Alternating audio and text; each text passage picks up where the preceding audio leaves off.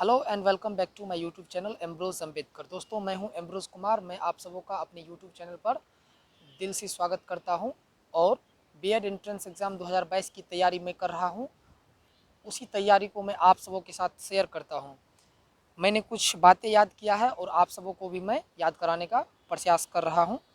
उसमें पहला बात यह है कि शिक्षा का अधिकार कानून कब लागू हुआ। तो दोस्तों, शिक्षा का अधिकार कानून 1 अप्रैल 2010 ईस्वी को लागू हुआ था।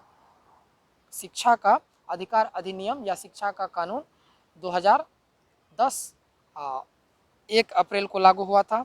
दूसरा ये है कि गणित का एक अध्यापक कक्षा में कुछ प्रश्न कराता है। गणित का एक अध्यापक कक्षा में कुछ प्रश्न कराता है और इसके बाद छात्रों को पुस्तक में दी गई समस्याओं को हल करने के लिए कहता है। तो प्रश्न यह है कि इस दौरान शिक्षक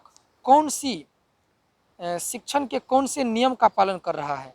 तो शिक्षक जो है यहाँ पर अभ्यास के नियम का पालन कर रहा है। यहाँ जो नियम लागू हो रहा है वह नियम है अभ्यास का नियम। दोस्तों, तीसरा प्रश्न है कि SCERT की स्थापना कब हुई थी। SCERT की स्थापना कब हुई थी। तो दोस्तों, SCERT की स्थापना 1988 ईस्वी में हुई थी। SCERT की स्थापना 1988 ईस्वी में हुई थी।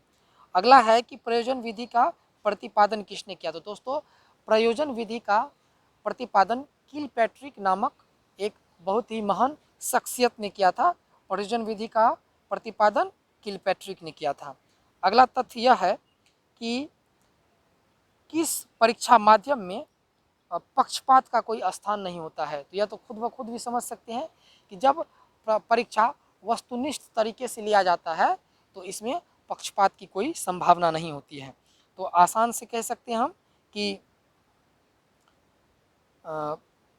वस्तुनिष्ठता वाली परीक्षा में पक्षपात का कोई स्थान नहीं होता है। अगला बात है कि बाल्यावस्था और युवावस्था के बीच की अवस्था का क्या नाम है। तो दोस्तों, बाल्यावस्था और युवावस्था के बीच का जो नाम है वह है किशोरावस्था। अगर कोई पूछ दे आपसे कि किशोरावस्था किसे कहते हैं तो आप आसान से भाषा में कह सकते हैं कि बाल्यावस्था और युवावस्था के बीच की अवस्था को किशोरावस्था कहा जाता है। और अंतिम बात यह है कि कौन से महापुरुष ने कहा कि मनुष्य पूर्ण है और शिक्षा मनुष्य में विद्यमान पूर्णता की अभिव्यक्ति है। तो दोस्तों, यह महापुरुष हमारे ही देश के एक बड़े ही शख्सियत थे जिनका नाम था विवेकानंद। इसको मैं फिर से रिपीट कर दे रहा हूँ कि मनुष्य पूर्ण है तथा शिक्षा मनुष्य में विद्यमान पूर्णता की अभिव्यक्ति है। यह कथन विवेकानंद के द्वारा दिया गया है। दोस्तों, मैं इस प्रकार का तथ्य सीरीज मैं अपने यूट्यूब चैनल पर बीएड एंट्रेंस एग्ज़ाम में आप सबों को लाभ पहुंचाने के लिए और ख़ुद को भी लाभ पहुंचाने के लिए प्रतिदिन ला रहा हूं। इसलिए मेरे यूट्यूब चैनल को सब्सक्राइब करें और मुझे सहयोग करें। Thank you very much. Please subscribe my YouTube channel.